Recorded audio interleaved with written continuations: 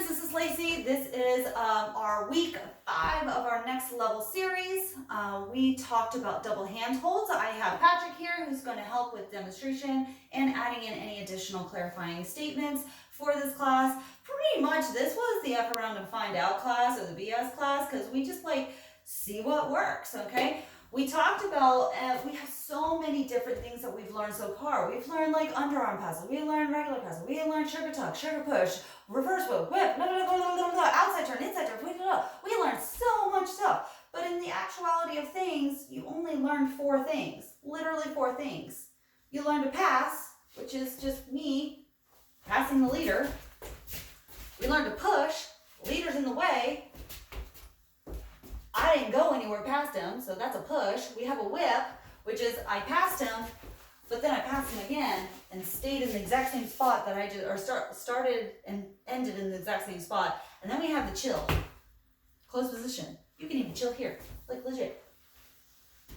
Like 4 things. You really learn 4 things in the grand scheme of life with some variations, some cool variations, right? We want you to think about where are some additional variations. We talked about on week 1, maybe in week 2, we have a regular handhold position, which is the leader's left, follower's right. We have the reverse handhold position, which is the leader's right, follower's left. We have handshake hold, which is what's up, we're meeting each other. We have reverse handshake hold, right? And then we started to introduce the concept of you can cross your hand, you can cross your hand, you can have double hands, right? There's so many different variations. So this week we went over double handholds, remember? And the first thing we did was sugar push, right? We all know how to do this. Absorb, redirect, triple step. Then we said, did you know you can bring your hand up into a sugar tuck, right? You can bring both hands up. Triple step, and it gets us in this weird position, right?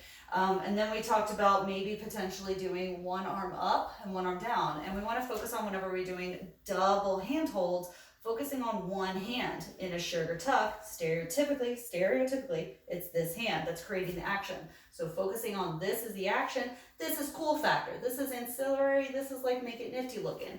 So maybe leaving this hand up and this hand down, we had a hammer lock. And then we just, after I found out what works to get out of this. Went over there, went in here. If for like the double handholds where they go up, we have this random crisscrossy hand. Where can we go? Maybe because this hand's on top and it's our lead hand for underarm right side pass, maybe that'll work. See what happens.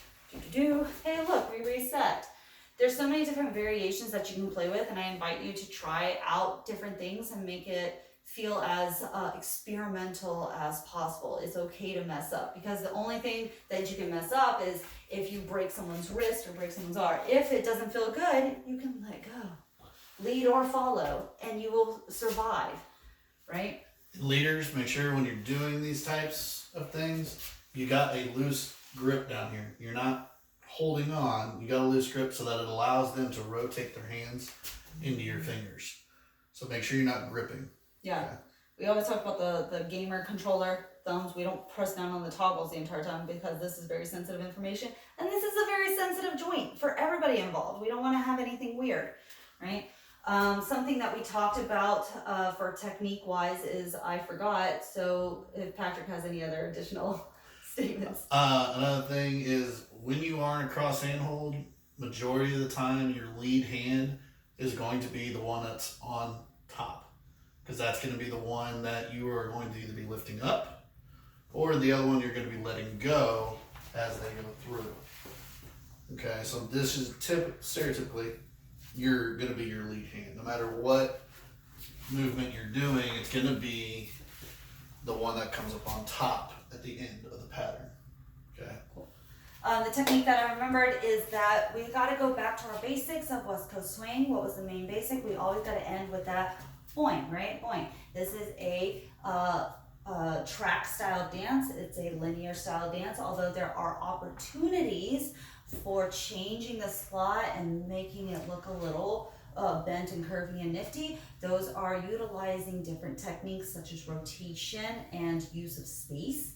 It is still a slotted dance and still a boing dance. So leaders, whenever you're trying any of these cool like double hand hold things, always try to orient your partner to one wall or the other. So if he's telling me to do all these cool things, he's telling me I'm facing this way. And on the next one, he's telling me I'm facing this way. If he does anything weird, he's telling me I'm facing this wall, right? I'm facing this wall. Always orienting your partner. Even if you start to add rotation, where you do like, I don't know, inside turns, he's facing me towards this wall. And then even if he added more rotation, he's facing me towards this wall. There's the intent, right? So that we're still in a slotted or track style dance. That was pretty much the whole class, just playing around with ideas of double hand holds, up, down, side, whatever. Yep. Yeah, just get creative. Remember, you're gonna mess up 99,000 times before you get it right the first time. So. Cool. Thank you. See you next week.